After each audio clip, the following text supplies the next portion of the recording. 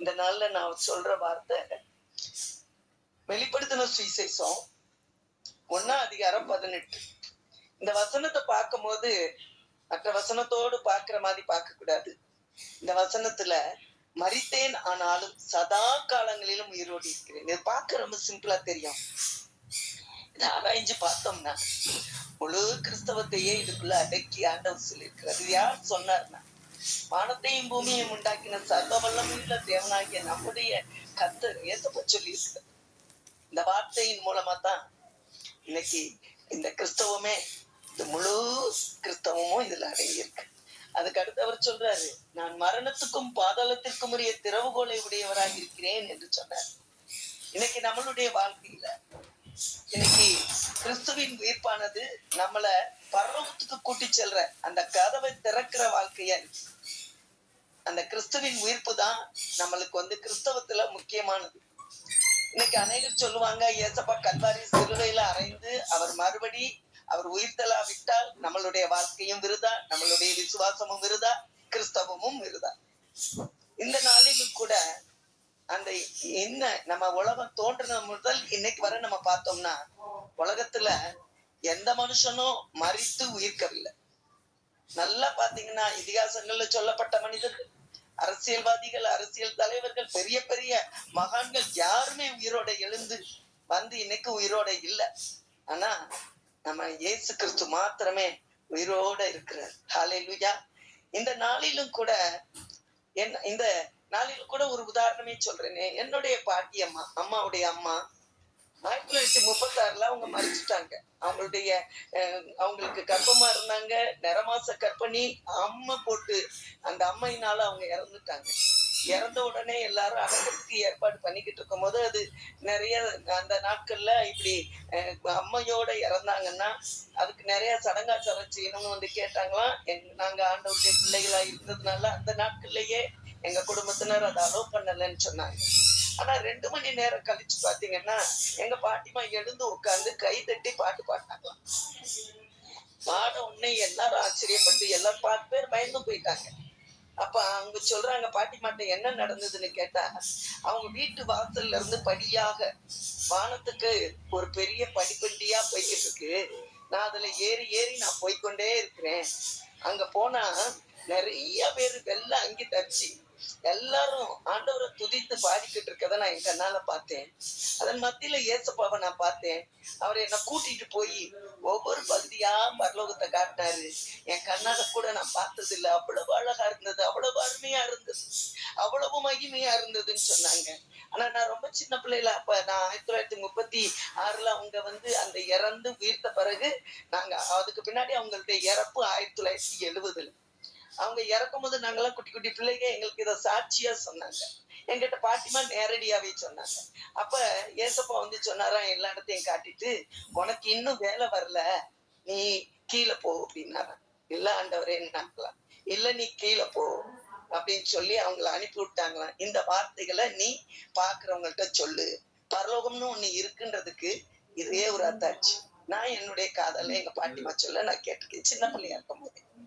இன்னைக்கு இயேசு கிறிஸ்துவும் கூட அந்த பரலோகத்துக்கு போற வழிய சீஷர்கள் மத்தியிலேயே சொல்லியிருக்காரு. என் பிதா இடத்தில் அநேக வாசஸ்தலங்கள் இருக்கு, அப்படி இருந்தால் நான் உங்களுக்கு சொல்லி இருப்பேன். ஒரு ஸ்தலத்தை உங்களுக்காக ஆயத்தம் பண்ண போறேன்னு சொல்லிட்டு யோவான் 14:2-3 அவர் உயிரோட இருக்கும் போதே நம்மளுடைய சீஷர்கள் மத்தியில அவர் சொல்றாரு. ஆனா நம்ம சீஷர்கள் இருக்காங்களே, அவங்க ஆண்டவர் சொன்ன வார்த்தைகளை எல்லாம் அவங்க அந்த நாட்கள்ல கேட்கவே இல்லை. அவர் சொல்றாரு, நான் மறுபடியும் நான் போவேன் இயேசு, நான் மறுபடியும் அந்த 14:2-3 படிச்சு பாத்தீங்கன்னா, நான் போய் உங்களுக்காக ஒரு ஸ்தலத்தை ஆயத்தம் பண்ணின பிறகு நான் இருக்கிற இடத்திலே நீங்கள் இருக்கும்படிக்கு நான் மறுபடியும் உங்களை என்னிடத்தில் சேர்த்துக் கொள்வேன். எவ்வளவு அழகா, எவ்வளவு தெளிவா நம்ம சீஷர்கள்ட்ட அவர் சொல்றாரு. அதுக்கு முன்னாடி நம்ம பார்த்தோம்னா, ஆதி மனுஷன் பாவம் செய்யும் போதே நம்மளெல்லாம் தூக்கி எரிஞ்சிருக்கணும். ஆனா தூக்கி எறியல. அவர் செஞ்சது என்ன? அடிக்கப்பட்ட ஆட்டுக்குட்டியாக உலக தோற்றத்துக்கு முன்னாலே ஏசப்பாவை அவர் நிறுத்தி வச்சுட்டார். அது பாத்தீங்கன்னா வெளிப்படுத்தின சுவிசேஷம் 5ஆம் அதிகாரத்துல 6, 13ஆம் அதிகாரத்துல 8ஆம் வசனங்கள்ல போட்டிருக்கு. அப்ப நம்மளுடைய இந்த நடப்புகளை எல்லாம் பிதாவாகிய தேவன் அறிந்து இந்த உலகத்தை உருவாக்கி வச்சு அடிக்கப்பட்ட வண்ணமா இருக்கிற ஆட்டுக்குட்டியாக உலக தோற்றத்துக்கு முன்னாடியே இயேசப்பா வச்சிருக்காரு. அப்படிப்பட்ட ஜீவனுள்ள தேவன் அவர். அவர் நமக்காக அவர் கோபமும் படல. அவருடைய ஒரு நாமமே எல்ஷடாய். அந்த எல்ஷடாயினாலே தாயை போல மார்புடையவர், தந்தை போல சர்வ வல்லமையுள்ள அன்பு கொண்ட தேவன் அவர். அப்படிப்பட்ட தேவன் நம்ம கூட இருக்கிறாரு. அவர் நம்மளை மன்னிக்கிறாரு, மறக்கிறாரு. இந்த இயேசு சுவாமி சொன்ன வார்த்தைகளை யாருமே அந்த நாட்கள்ல அவங்க நினைக்கவே இல்லை. யோவான் 20:9 சொல்லியிருக்காரு, அவர் மரித்து கல்லறையில அடக்கம் பண்ணப்பட்ட பிறகு மகதலேனா மற்ற மரியாளும் போய் அந்த கல்லறையில போய் அவருக்கு தூபவர்க்கம் போட போறாங்க. ஆனா அங்க கல்லறையில அவர் இல்லைன்னு உடனே அழுதுகிட்டுதான் ஓடுறாங்களே ஒழிய அவர் சொன்னது அவங்களுக்கு ஞாபகத்துக்கு வரல. அதே போல நீங்க பாத்தீங்கன்னா மத்தேயு 28:6 சொல்லியிருக்காரு, ஒரு தூதன் வந்து சொல்றாரு, பயப்படாதீங்க, அவர் உயிர்த்தெழுந்துட்டார், அவர் இங்கே இல்ல அப்படின்னு சொல்றாங்க. இன்னைக்கு உலகத்துல எல்லா கல்லறைகளும் மூடி இருக்கும் போது நம்ம ஆண்டவருடைய கல்லறை மட்டும் சரித்திர பூர்வமாக கூட திறந்த கல்லறையாக அவர் இங்கே இல்லை, தாம் சொன்னபடியே உயிர்த்தெழுந்தார்னு சொல்லியிருக்காரு. அது மாத்திரம் இல்ல, ஏசப்பா கூட சொல்லியிருக்காரு யோவான் 11:25, நான் உயிர்த்தெழுதலும் ஜீவனுமாய் அவர் உயிர்த்தெழுதலும் ஜீவனுமாய் இருக்கிறேன்னு அவர் சொன்னது ஒரு தெய்வம். அவர் வானத்தையும் பூமியையும் படைத்த சர்வ வல்லமையுள்ள தேவன். ஒரு தீர்க்கதரிசியோ யாரோ சொல்லல. இவர் சொன்ன வார்த்தைகளை கூட அன்னைக்கு அவங்க நம்பல. ஆனா அவருடைய ஒவ்வொரு வார்த்தையும் கேட்கும் போது நம்மளுடைய வாழ்க்கையில நம்ம உடன்படிக்கையின் புத்திரர்களாக நம்மளை உருவாக்குன தேவனுக்கு நம்ம நன்றி செலுத்தும். நாம் நன்றி செலுத்தும். அவர் வல்லமையுள்ள தேவனாய் அண்ட சராசரங்களை படைத்து அவர் என்னைக்கு அரசாங்க தேவனாக அவர் மரணத்தை ஜெயமாய் விளங்கினார். அவருடைய மரணம் ஜெயமாய் விழுங்கப்பட்டத சரித்திர பூர்வமாக இந்த உலகத்திலும் அவர் திறந்த கல்லறைய அவருக்கு வந்து சாட்சியா இருக்கு. மரணத்தை ஜெயமா விழுங்கினாதான் அவர் உயிரோட பரலோகத்துக்கு போறாரு. அவர் ஜெய கிறிஸ்துவாய் வெற்றி சிறந்து கல்வாரி சிலுவையில் சாத்தானின் தலையை நசுக்கியவர், நமக்கும் பிதாவுக்கும் உள்ள தடுப்பு சுவரை உடைத்தவர்.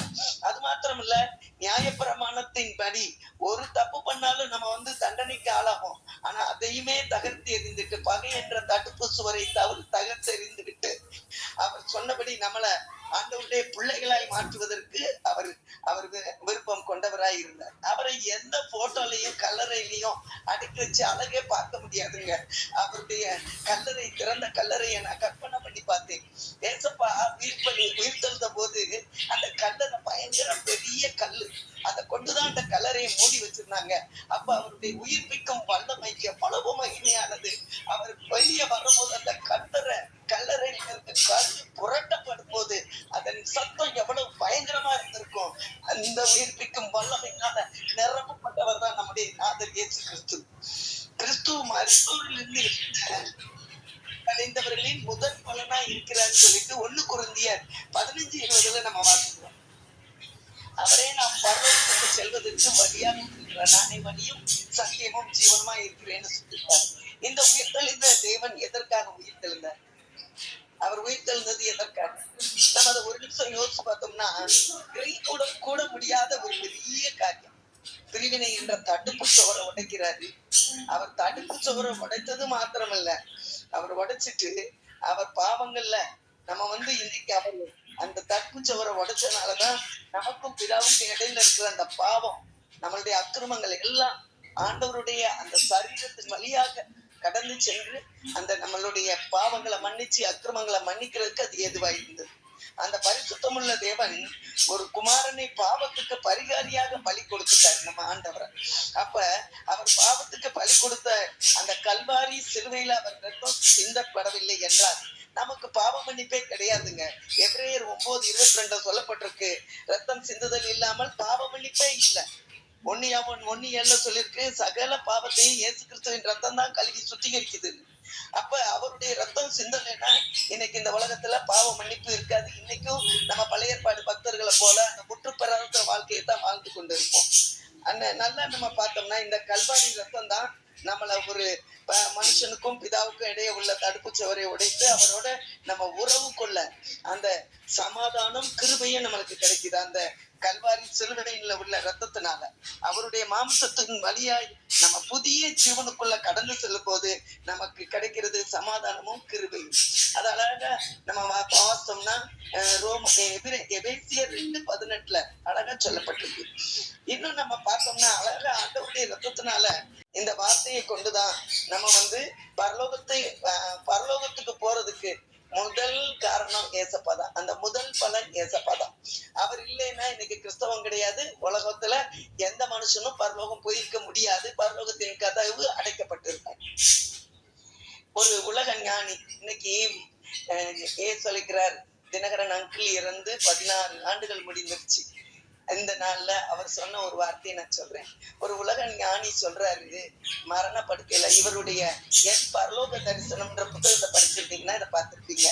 ஒரு உலக ஞானி சொல்றாரு, நான் மரண படுக்கையில இருக்கும்போது அந்த நேரத்துல அந்த உலக ஞானி, நான் ஏன் இந்த உலகத்துக்கு வந்தேன், நான் இவ்வளவு பேரும் புகழும் பட்டிருக்கேனே, இவ்வளவு பதவி பெற்றோம், நான் இப்ப எங்க இருந்து வந்தேன், இப்ப நான் எங்க போறேன், ஆனா இனி எப்படி நான் இருப்பேன் என்பதெல்லாம் எனக்கு அறியவே முடியல அப்படின்னு சொல்லிட்டு மரண படுக்கையில ஒரு பத்திரிகையில் அவர் கூறியதாக எழுதியிருந்தார். இன்னைக்கு அநேகர் மரணத்தை நினைக்கும் போது பயத்தையும் கலக்கத்தையும் தான் கொடுக்குது.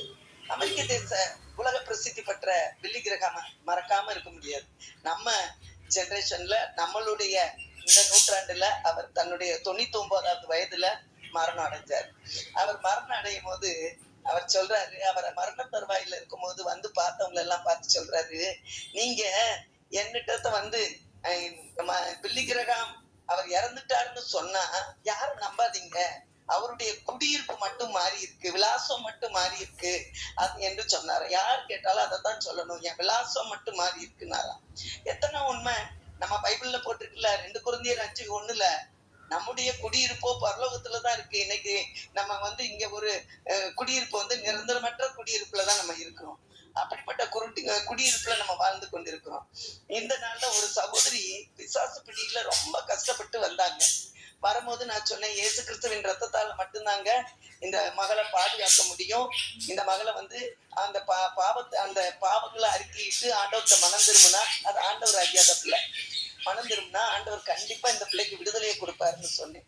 உடனே அந்த மகளுடைய தகப்பன் சொல்றாரு, என் கையை வெட்டி நான் எவ்வளவு நாள் ரத்தம் தர்றேன், அந்த ரத்தத்தை நீங்க என் மகளுடைய பாவத்துக்காக நீங்க அதை பயன்படுத்திட்டு என் மகளுக்கு விடுதலையை கொடுங்கன்னு கேட்டேன். எவ்வளவு பாவம், அறிவில்லாதபடி பிசாசு அவர்கள் கண்களை குருடாக்கி வச்சிருக்கு. நான் சொன்னேன், நீங்க தாயின் கற்பத்துல உருவாக முன்னமே உங்க மேல பாவம் விழுந்துருச்சு. ஆனா ஏசப்பா ஒரு பாவமும் அறியாதவர், அவர் பரிசுத்தமானவர். அப்படிப்பட்ட பரிசுத்த ரத்தம் மாத்திரமே, அந்த ரத்தம் மாத்திரமே ஒரு மனுஷனை பாவத்திலிருந்து கழுவ முடியுமே தவிர எல்லாருடைய ரத்தமும் கழுவ முடியாது. நீங்க சொல்ற மாதிரி அப்படி கழுவ முடியாது. உங்க பாவத்தை, உங்க அக்கிரமத்தை கூட உங்க ரத்தத்தால கழுவ முடியாது. அதே போல உங்க மகளுடைய பாவத்தை, அவளுடைய அக்கிரமத்தை அந்த ரத்தத்தை நீங்க உங்க ரத்தத்தால கழுவ முடியாது. நீங்க மன்னிச்சாலும் அந்த பாவத்துக்கு மன்னிப்பு கொடுக்கறது ஏசப்பா மட்டும்தான் சொன்னேன். அவர் உறைஞ்சு போயிட்டார். இன்னைக்கு எவ்வளவு பேர் இப்படி இருக்கிறாங்க. விசேஷம் எல்லா இடத்துலும் பரவப்பட வேணுங்க. இன்னைக்கு கெத்சமனே குடும்பத்துல நான் சொல்றேன், இப்படிப்பட்டதான மக்கள் இருக்கிற இடத்துலதான் நம்ம இருக்கிறோம். நம்ம பார்க்கும் போதெல்லாம் அந்த மக்களுக்காக நம்ம ஜெபிக்கணும். அவங்க கண்கள் திறக்கப்படணும். நம்ம ஜெபிக்கிறது மிக முக்கியம் பிரியமானவர்களே. இந்த உயிர் தெழுந்த இயேசுவை அவர் நம்ம கிட்ட ஜீவிக்கணும் அப்படின்னு நம்ம நினைச்சோம்னா நம்ம பரிசுத்தமுக்தவர்களா இருக்கணும். இன்னைக்கு நிறைய பேர் நினைப்பாங்க, பாவம் செஞ்சுட்டேன், மன்னிப்பு கேட்டுட்டேன் அப்படின்னு சொல்லுவாங்க. ஆனா அவங்க உள்ளத்துக்குள்ள இருக்கிற அந்த பாவங்கள் மன்னிக்கப்பட்டாலும் அந்த கசப்புணர்வு போகாது, மன்னிக்க முடியாம இருப்பாங்க. ஒரு விஷயம் ஏசப்பாவிடம் நாங்க என்னை எப்படி நடத்துங்கப்பா, என்னை ஒரு விஷயம் ஆண்டவர்கிட்ட போய் என்னை நித்திய வழியில் நடத்துங்கப்பான்னு சங்கீதக்காரன் கேட்கிறான். வேதனை உண்டாக்குற வழிகள் என்னிடத்துல இருந்தால் அதெல்லாம் மன்னிச்சு என்னை நேர்த்தியா நடத்துங்கப்பான்னு கேட்கிறாரு. அப்படி நம்ம ஒவ்வொரு நாளும் ஆண்டவர்கிட்ட நம்மளுடைய மன்னிக்க முடியாத தன்மை, கசப்பு, நம்மளுடைய வெறுப்பு, நம்மளுடைய பெருமைகள் நம்மளுக்கு தெரியாது. ஆனா நம்ம சில காரியங்கள்ல அவைக்குரிய வாழ்க்கையில சந்தோஷமா சொல்லுவோம். ஆனா அதுல கூட ஆண்டவர் பார்க்கிறாரு. இது ஆண்டவர் கொடுத்த ஈவுன்னு நம்ம சொல்லிடணும். இது என்னால உண்டானது அல்ல, இது ஆண்டவர் கொடுத்த ஈவுன்னு சொல்லிட்டு போயிடணும். எல்லாத்துலயும் அவர் நாம மட்டும்தான் மகிமைப்படணும். நம்ம எழும்பி நம்மள முற்போக்க நம்ம கொண்டு போக கூடாது. நான் கையில இருக்கணும், அவர் தான் மேல இருக்கணும். நான் தாழ்ந்து இருக்கணும், அவர் தான் மேலான இடத்துல இருக்கணும். அவர் தான் என்ன நிரப்பணும். என்னால ஏதாவது உண்டாகும் என்பதை யோசிப்பதற்கு நான் என்னால தகுதியானவளே கிடையாது அப்படின்னு ஒவ்வொருவரும் நினைக்கும் போது அப்பதான் நம்மளுடைய ஆண்டவர் நமக்குள்ள வாசம் பண்ண முடியும். நமக்குள்ள இருக்கிற சின்ன காரியமானாலும் ஒரு செத்த ஈ முழு பரிமள தைலத்தை நாரி போக பண்ணும். அது போல நம்ம எவ்வளவுதான் ஆண்டவர்கிட்ட நல்லா இணைந்து வாழ்ந்துகிட்டனால சின்ன காரியங்கள்ல நம்ம தவறும் போது அது நாரி போக பண்ணுகிற அளவு ஆண்டவரை விசன்னப்படுத்தும். பிரியமானவர்களே, அப்படிப்பட்ட கிருபையை ஆண்டவர்கிட்ட நம்ம கேட்கணும். ஆண்டவரே, நாங்க எந்த தவறும் பண்ணாதபடி உம்மை போல மாறணும், உம்முடைய முகச்சாயலா மாறணும், உண்மையே நாங்க தரிசிக்கணும், உண்மையே நாங்க தரித்திருக்கணும் தான் சொல்லணுமே ஒழிய நம்ம அவரை போல மாறணும். பிரியமானவர்களே, அப்படிப்பட்ட அபிஷேகத்தை நம்ம கேட்கணும் ஆண்டவர்கிட்ட. ரெண்டாவது பாத்தீங்கன்னா, நம்மை அதிகாரம் உள்ளவர்களாக மாற்றுகிறதா. அடிமைத்தன வாழ்க்கையில இருந்து அந்த கிறிஸ்துவின் சிலுவை மரணமானது நம்மள அடிமைத்தனத்துல இருந்து அதிகாரம் உள்ளவர்களாய் மாற்றுது. ஆனா இந்த சீசர்களை பாருங்களேன், அவர்கள் ஏசப்பா சிலுவை மரணத்துக்கு பின்னாடி சீசர்கள் யூதர்களுக்கு பயந்துட்டாங்க, ஓடி ஒளிஞ்சுக்கிட்டாங்க, தன் ஜீவன் தப்ப ஓடினாங்க. பாத்தீங்கன்னா ஒருத்தன் காட்டி கொடுக்குறான், ஒரு சீசன் என்ன பண்றாரு, சந்தேகப்படுறாரு, ஒருத்தன் மறந்தளித்துட்டு போயிட்டாரு. இப்படி ஏசு சீசர் ஓட்டத்தையே விட்டுட்டு ஓடுறாரு. இப்படிப்பட்ட சூழ்நிலைகள்ல தான் சீசர்கள் அந்த நாள்ல இருந்தாங்க.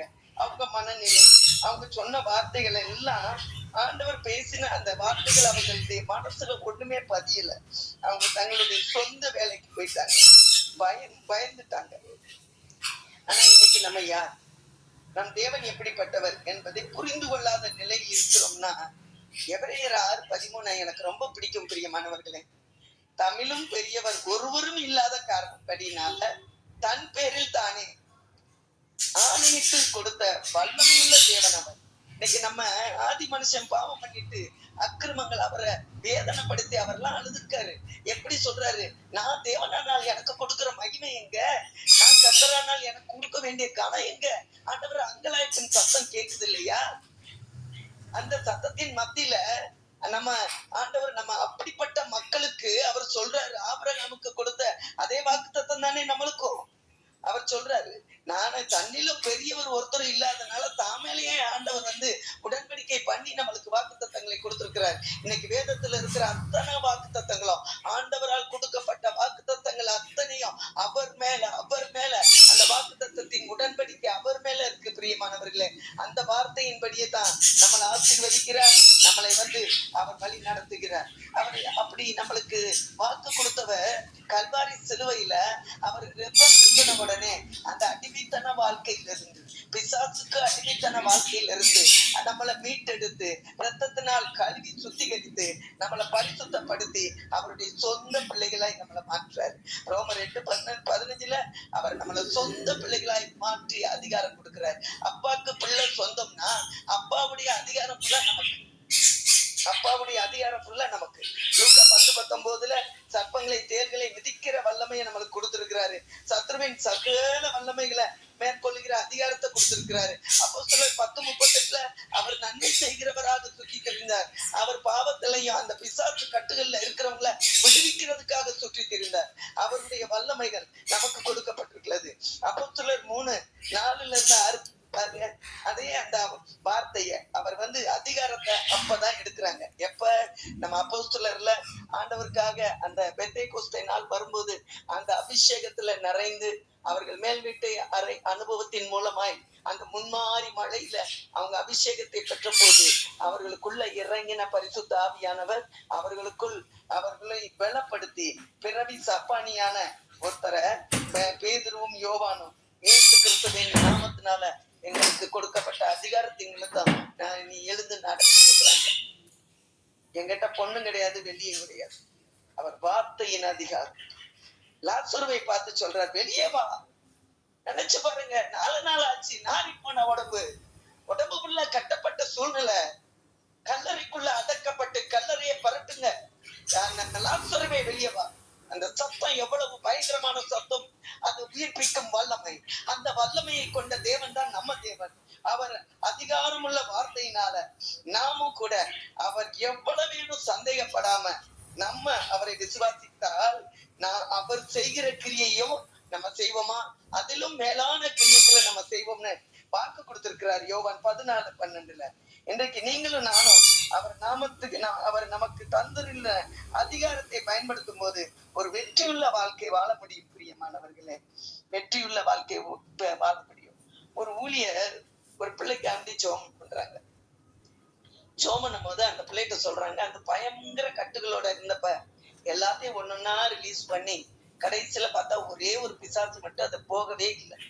அந்த ஊழியர் சொல்றாரு, உனக்குள்ள இருக்கிற பெருமையை விடு, உனக்குள்ள ஏசப்பாவை தரித்துக்கோ, ஆண்டவருடைய வார்த்தைகளுக்கு நீ கீழ்ப்படி, வார்த்தைகளை கொண்டு அதிகாரமா பிசாச வரட்டுன்னு சொன்னா அவங்க வருவாங்க. ஒன்றரை வருஷமா ஜோமனை வந்திருக்காங்க. வருவாங்க, வந்து உட்காந்து தூங்குவாங்க. ஏப்பா என்ன இப்படி தூங்கிட்டு இருக்கீங்க, ஜோமனுங்க, ஒவ்வொருத்தரும் எப்படி ஜோமன்றாங்கன்னு அவர் கேட்டா அவங்க சொல்லுவாங்க, எனக்கு கனநித்திரை ஆவி இருக்குங்க. கனநித்திரை ஆவி இருந்தா நம்ம தான் விரட்டணும். ஜோமன் அப்படி இல்லைங்க. 1.5 வருஷம் வந்து ஜெபித்து ஜெபித்து ஜெபித்து ஆண்டவருடைய அன்பை புரியல, அவருடைய மகிமையை புரியல, அவருடைய மகிமை என்னன்னு அவங்களுக்கு தெரியல. ஒரு வார்த்தை சொன்னா போதும், பிசாசு நடுங்கி போயிருவான். பிசாசுக்கு எதிர்த்து நில்லுங்க, அவன் உங்களை விட்டு ஓடி போவாங்க. ஆனா கணவனை அவர் தப்பான வழியில போராடினோடனே கணவன் மேல கோபம், கணவனை அந்த அளவுக்கு பேசுவாங்க. இவர் அந்த அதுதான் குடும்பத்துல யாரையும் மதிச்சு பேசுறது இல்ல, பெருமையா பேசுவாங்க. ஆனா அவங்களுக்கு விடுதலை கிடைக்கல. ஆனா நம்ம ஆண்டவருடைய பிள்ளைகளா இருக்கிற நம்ம கண்டிப்பா ஆண்டவருக்குள்ள இருக்கணும்னா நம்ம ஆண்டவருக்குள்ள உட்பட்டவர்களா இருக்க வேணும். ஏன்னா ஆண்டவர் நம்மளுக்கு சொல்லி இருக்கிறாரு, என்னுடைய பிரமாணத்தை கை கொள்றவர்கள் தான் அவங்க என் பிள்ளைகளா வளர்ப்பாங்க. இன்னைக்கு அநேகர் சொல்லுவாங்க, பிள்ளைகளா நான் பிள்ளைகளா இருக்கிறேன், ஆனா எனக்கு நான் பிள்ளைகளா இருக்கேன், ஆனா எனக்கு ஒரு காரியம் நடக்க மாட்டேங்குது. பாருங்களேன், எலியா அவரு அந்த நாட்கள்ல ஆண்டவரேன்னு கூப்பிட்ட நாட்கள்ல எலியா வானத்துல இருந்து அக்னியை இறக்குனாரு. மழைய 3 வருஷம் நில்லுன்றாரு, நிக்குது. மழை பெய்யுன்றாரு, பெய்யுது. அவரு நம்மளை போல பாடுள்ள மனுஷன்தான். ஆனா அவருக்கு செய்த அதே ஆசீர்வாதம் ஏன் நம்மளுக்கு கிடைக்க மாட்டேங்குது? இன்னைக்கு நம்ம உடன்படிக்கையின் புத்திரராய் இருக்கிற நமக்கு அவரை விட அதிகமான ஆசீர்வாதம் நம்மளுக்கு கிடைக்கும். இன்னைக்கு நம்மளுடைய வாழ்க்கையில போராட்டமா, சுகவீனமா, பலகீனமா, பிரிவினையா, இருளா, குடி பிரச்சனையா, இன்னும் பிள்ளைகள் காரியமா, அதிகாரத்தை கையில் எடுக்கணும். பிரியமானவர்களே, அப்போதுதான் நம்ம வெற்றியுள்ள கிறிஸ்தவ வாழ்க்கை வாழ முடியும். நம்ம அதிகாரத்தை செயல்படுத்த வேண்டுமானால் குற்றமற்ற மனசாட்சி நமக்குள்ள இருக்கணும், நேர்மையான வாழ்க்கை நமக்குள்ள இருக்கணும், தேவனை பிரியப்படுத்தும்படி நம் கண்கள் எப்பொழுதும் அவர் மேல் நோக்கமாய் இருக்கணும். கர்த்தருக்காய் வைராக்கியமாய் இருந்து செயல்படும் போது கர்த்தர் நம் பட்சத்திலிருந்து நம்மை கனம் பண்ணுவார். நீதிமான் சிங்கத்தை போல தைரியமா இருப்பான்னு சொல்லிட்டு நீதிமொழிகள் 28:1 வசனத்துல சொல்லப்பட்டிருக்கு. 3வதாக நம்ம பார்த்தோம்னா, எதுக்கு ஆண்டவர் நமக்காக இந்த கல்வாரி சிலுவையில ரத்தம் சிந்தி பாவங்களை மன்னிச்சு நம்மள ஒரு பிள்ளைகளாக்கி, பிள்ளைகள் மாத்திரமில்ல அவங்கள பிள்ளைகளுக்கு மேல மனவாட்டியா கொண்டு வந்து நிப்பாட்டுறாரு. அந்த அளவுக்கு நம்மளை உயர்த்துறாரு. அப்படி உயர்த்துகிற தேவன் எதுக்கு? நம்மளோட உன்னதத்துல உட்காரும்படியான இன்னைக்கு மீட்கப்பட்ட நாளுக்கு நம்ம ஞான ஸ்நானம் எடுத்த நாளில ஒரு அபிஷேகம் நம்மளுக்கு கிடைக்கும். இன்னைக்கு அந்த அபிஷேகம் பெற்றது போதும்னு இருக்கிற மக்கள் ஏராளம். இன்னைக்கு நீங்க பாத்தீங்கன்னா, நான் ஞான ஸ்நானமாக நினைக்கே நான் ஞான ஸ்நானம் எனக்கு அபிஷேகம் கிடைச்சிருச்சுங்க, இனி அந்த அபிஷேகத்துக்காக நான் எதுக்கு ஜெபிக்கணும், அவர் என்ன நிரப்பிட்டாரு, என்ன பூர்ணப்படுத்திட்டாருன்னு பேசுற ஒரு கூட்டம் இருக்கு. அப்படிப்பட்ட பேசுறவங்களை நம்ம ஆண்டவரை வச்சே பார்க்கலாம். ஆண்டவர் அவருடைய ஊழியத்தை தொடக்கும் போதே உலகம், மாமிசம், பிசாசு 3ம் அவரை டிஸ்டர்ப் பண்ணும் போது அவர் ஆவியில நிறைந்தவரா இருந்தனாலதான் அதை மேற்கொள்ள அவரால் முடிஞ்சது. இன்னும் நீங்க பார்த்துட்டே இருந்தீங்கன்னா, அவர் ஞானஸ்நானம் எடுக்கும் போது இவர் என் நேசகுமாரன், இவரில் நான் பிரியமாய் இருக்கிறேன்னு சொல்லி அந்த அபிஷேகத்தினால அவர் நிறைஞ்சிருந்தார். பிதாவாகிய தேவனே வானத்தை கிழித்து பரிசுத்த ஆவியானவர் இறங்கி அவரை நிறைச்சாருன்னு சொல்லி நம்ம வேதத்துல பாக்குறோம். பிரியமானவர்களே, அந்த வானத்துல இருந்து அந்த சத்தம் உண்டாச்சுன்னா அந்த வானத்தை கிழிச்சுதானே இறங்கும். அப்படிப்பட்டதான ஒரு அபிஷேகத்தை ஆண்டவர் பெற்றாரு. அது பட்டாதபடிக்கு அவர் மறுரூப மலையில போய் நிற்கும் போது அவர் உறைந்த பணியிலும் வெண்மையாய் அந்த அபிஷேகத்தால நிறைந்தவராய் காணப்பட்டார். அவர் கடைசி வரைக்கும் அவரிடத்துல இருந்து பிதாவாகிய தேவன் ஒரே ஒரு இடத்துல மட்டும்தான் எடுத்துக்கொள்ளப்பட்டார். அவர் கல்வாரி சிலுவையில் உலகத்தின் பாவங்களை சுமந்து தீர்க்கும் போது அது வரைக்கும் அவர் சொல்லுவார். யோவான் 8:29-30 பாத்தீங்கன்னா, என் தேவன் பிதாவாகிய தேவன் என்னோடு கூட இருக்கிறார், அவருக்கு பிடித்தமானதையே நான் செய்து வருவதா ஒரு நாள் என்னை அவர் தனியே விட்டதே இல்லைன்னு சொன்னார். அதே நேரத்துல கல்வாரி சிலுவையில ஆண்டவர் கூட இருக்கும் போதெல்லாம் சந்தோஷப்பட்டாரு. ஆனா அந்த பாவம் அவர் மேல விழும்போது அந்த பாவத்துல ஆண்டவருடைய முகம், பிதாவாகிய தேவன் முகம் மறைக்கப்பட்ட போது அவர் அழுகிறார். என் தேவனே, என் தேவனே, ஏன் என்னை கைவிட்டீர்கள். அப்படிப்பட்ட அபிஷேகம் அவருக்குள்ள இருந்தது. ஆனா இன்னைக்கு நம்மளுடைய வாழ்க்கையில மீட்கப்படும் நாட்களுக்கு முத்திரையாக பெறப்பட்ட அந்த தேவனுடைய பரிசுத்த ஆவியை துக்கப்படுத்தாதபடிக்கு நம்ம வாழும் பொழுதுதான் எபேசியர் 4:30 சொல்லப்பட்டது போல பரிசுத்த ஆவியானவரின் அசைவாடுதலை நாம் நாளுக்கு நாள் பெற முடியும். அந்த துக்கப்படுத்தாம இருக்கணும். அவரை துக்கப்படுத்தவே கூடாது. அவர் நம்ம ஒவ்வொரு காரியம் செஞ்சாலும் நமக்குள்ள இருக்கிற பரிசுத்த ஆவியானவர் துக்கப்படுவார். ஒரு மனுஷனுக்குள்ள பரிசுத்த ஆவியானவர் உள்ள வர்றது நமக்கு தெரியும். ஆனா அவர் நம்மளை விட்டு வெளியே போறது தெரியாதுங்க. ஒரு பிசாசு ஒருத்தனுக்குள்ள உள்ள வர்றது தெரியாது. ஆனா அவன் வெளியே போகும்போது அலக்கழிச்சிட்டு போவான்.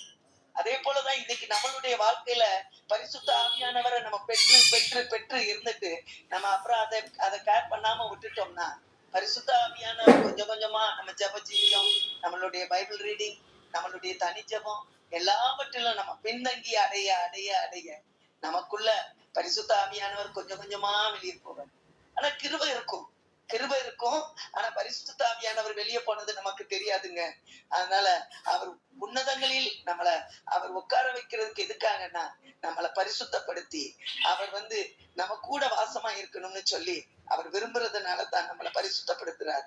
அப்படி அவரை இயேசுவ மரித்தோரில் இருந்து எழுப்பின அந்த பரிசுத்த ஆவியானவர் தாங்க அவரை எழுப்பினவர். அவருக்குள்ள வாசமா இருக்கிறது போல நம்மகிட்டையும் வாசமா இருந்தா தான் நம்மளும் நம்மளுடைய சரீரத்தையும் நாம் உயிர்ப்பிக்க முடியும். ரோமர் 8:9-11 நீங்க படிச்சு பாத்தீங்கன்னா, பரிசுத்த ஆவியானவர் சாவுக்கு ஏதுவான நம்முடைய சரீரங்களை உயிர்ப்பிப்பாராம்.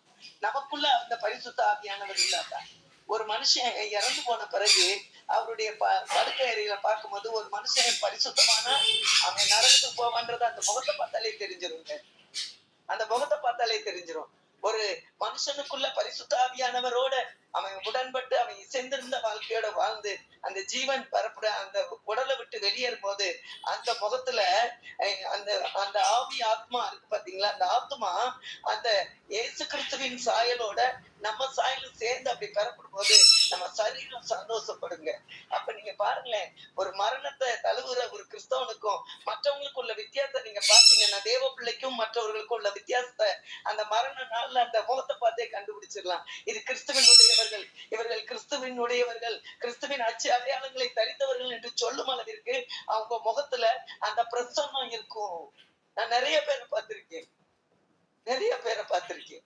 அந்த பிரசன்னம் நம்மளுக்கு வேணும்னா அந்த பரிசுத்த ஆவியானவர் கிறிஸ்துவை மரித்தோரிலிருந்து எழுப்பினவர் உங்களில் வாசமா இருக்கிற தம்முடைய ஆவியினாலே உங்களை அவர் என்ன செய்வாராம், சாவுக்கு ஏதுவான சரீரங்களை அவர் உயிர்ப்பிப்பாராம். ரோமர் 8:9-11 வரைக்கும் படிச்சு பார்த்தீங்கன்னா ரொம்ப நல்லா இருக்கு. அதை விட 1 தெசலோனிக்கேயர் 4:14 அதை படிச்சு பாத்தீங்கன்னா, எப்படி ஏசப்பா மரித்து உயிர்த்தாரோ அப்படியே கிறிஸ்துவுக்குள் நித்திரை அடைந்த நாமும் அவரோடு கூட எழுந்திருப்போம். இது ரகசிய வருகையில வரப்போறது. இன்னைக்கு நான் ஆண்டிய பார்க்கும்போது, அன்னைக்கு ஆண்டி இறந்தப்ப நான் பார்க்கும்போது எனக்கு ஆண்டிய பார்த்த அந்த நாட்கள்ல எனக்கு வந்த வார்த்தை இந்த பாட்டுதான். எக்காலம் துணித்திடும் வேலை என் நேசர் மேகங்களோட வருவாரு. அப்ப தூதர்கள் சூழ வானத்தின் நடுவுல நான் வந்தனே நம்மளை அழைச்சிட்டு போவாராம். அப்ப ஒரு வரி இருக்கு பாருங்க.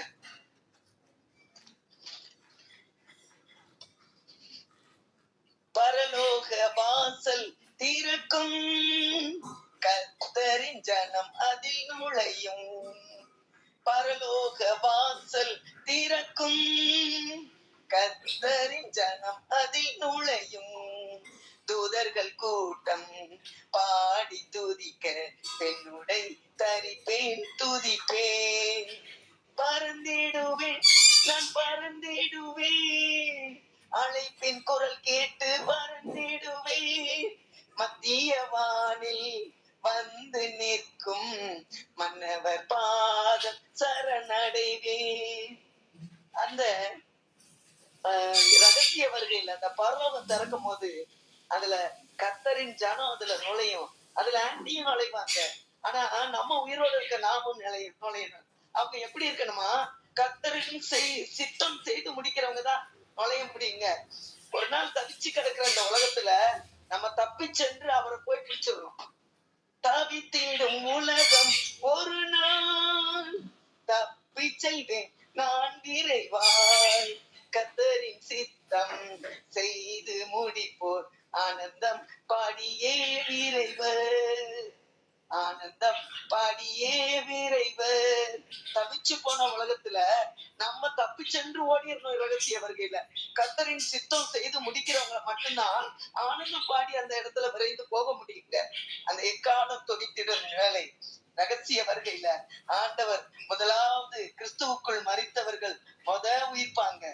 அந்த அந்த வரியும் இருக்கும். கல்லறைகள் திறந்திடும் அண்ணா, கர்த்தருக்குள் மரித்தவர் உயிர்ப்பார், வானத்தில் பறந்து கர்த்தரை சேரும் அந்த நாள் இன்ப நாள் பாக்கிய நாள். அந்த பாட்டு ரொம்ப அருமையான பாட்டு. ஒவ்வொரு ஸ்டான்ஸா பாத்தீங்கன்னா அந்த ரகசிய வருகையில நமக்கு ஆண்டவர் கொடுத்திருக்கிற இத்தனை பெரிதான கிருபை, அவர் மரித்து உயிர் தெரிந்ததுனால. அவர் மரித்தேனாலும் சதா காலங்களின் உயிரோடு இருக்கு. எதற்காக? நம்மளை கூட்டிட்டு போய் 7 வருஷம் கல்யாண வயசுல நம்ம அவரோட ஆடிப்பாடி சந்தோஷமா இருப்போம். இங்க அந்தி கிறிஸ்து உலகத்துல நம்ம கிடந்தோம்னா அந்தி கிறிஸ்து நம்மள ஆடுவான். எது நம்மளுக்கு சுவாக்கியம்? இன்னைக்கே நம்ம நினைக்கணும், நம்ம ஆண்டவருடைய சித்தத்தை செய்து முடிக்கவும், அவர் சொன்ன வழியை நம்ம கடைபிடிக்கணும், நம்ம அவருக்கு பின்னாடி ஓடணும். அவர் செய்கிற ஒவ்வொரு காரியத்திலும் நம்ம அவருக்கு கீழ்ப்படிதவர்களா இருக்கணும். அவர் கற்பனைகளுக்கும் கட்டளைகளுக்கும் கீழ்ப்படியணும். எப்படி அந்த நியாய பிரமாணத்துல ஒரு தப்பு செஞ்சாலும் நம்மள மன்னிக்க முடியாது. ஆனா இங்க நம்ம ஆண்டவர் மன்னிக்க 1000 தலைமுறை மட்டும் தயை பெருத்தவர். இன்னைக்கே விரைந்து ஓடுவோம். கர்த்தர் கூட அவர் நம்ம கூட வரும் பொழுது நமக்கு எக்கால சத்தம் கேட்கும். நம்ம அந்த ஆவியானவருடைய பூர்ணமும் படணும்.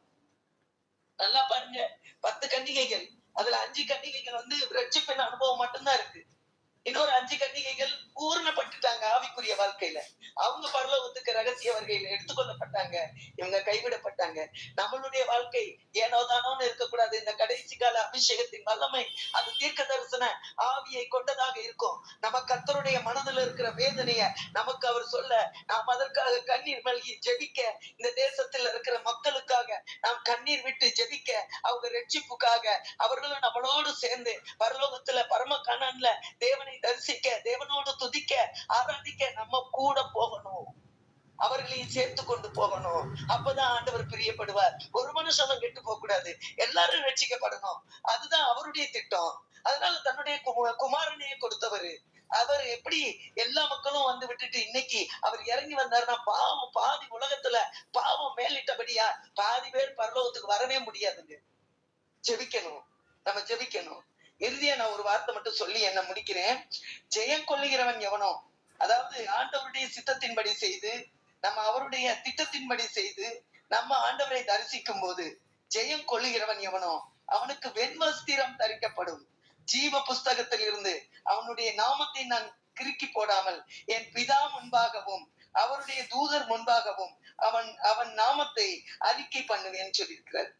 நாம் ஜெயம் கொண்டவர்கள் பிதாவினுடைய சிங்காசனத்துல எப்படி ஏசப்பா உட்கார்ந்து இருக்கிறது போல நாமும் அவருடைய சிங்காசனத்துல அவரோட கூட உட்கார்ந்து இருப்போம். இதெல்லாம் வெளி 3 அதிகாரம் 5, வெளி 3 அதிகாரம் 21ல சொல்லப்பட்டிருக்கு. இதெல்லாம் படிச்சு பார்த்தோம்னா, நம்ம அந்த பரம கானானுக்கு போகணும்னா, எவ்வளவு நம்ம ஆண்டவருக்குள்ள அவர் சித்தத்தின்படி, திட்டத்தின்படி செய்து நம்மள ஆயத்தப்படுத்தணும். மணவாட்டி தன்னுடைய மணவாளன் வருகைக்காக எப்படி ஆயத்தப்பட்டாங்களோ, அப்படி ஆயத்தப்பட நாம் ஆண்டவரிடத்துல கேட்போம். எந்த தவறு இருந்தாலும் எங்களுக்கு சுட்டிக்காட்டி, அதை எங்களை வெளிப்படுத்தி, எங்களை அதை மன்னிச்சு, நாங்க உங்க வருகையில, ரகசிய வருகையில, நாங்க உங்களுடனே கூட வரணும். இன்னைக்கு ஆன்டி கண்டிப்பா ரகசிய வருகையில நம்ம முன்னோர்கள் எல்லாம் எந்திரிச்சு போவாங்க. நம்ம அதுக்கு தகுதியானவர்களா அவர் சித்தத்தின்படி செய்து அவர் வருகைக்கு காத்திருப்போம். கர்த்தர் பெரிய காரியங்களை செய்வார். ஒரு நிமிஷம் தலை வணங்கி ஜெபிப்போம்.